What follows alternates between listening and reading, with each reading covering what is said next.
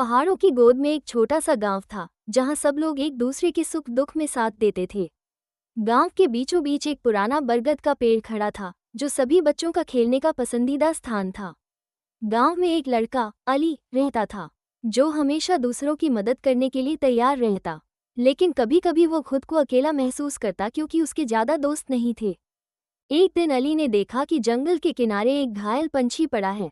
वो तुरंत दौड़कर गया और धीरे से उसे उठाकर अपने घर ले आया। अली ने पंछी की मरहम पट्टी की, दाना पानी दिया और कई दिनों तक उसकी देखभाल करता रहा। धीरे धीरे पंछी ठीक हो गया और खुशी खुशी उड़ने लगा। जब पंछी जाने लगा तो उसने अपनी चोंच से अली के कंधे को हल्के से छुआ, जैसे वो धन्यवाद कह रहा हो।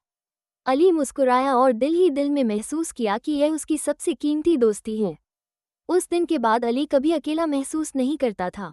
वो जानता था कि सच्ची दोस्ती शब्दों से नहीं बल्कि दिल की भावना से होती है।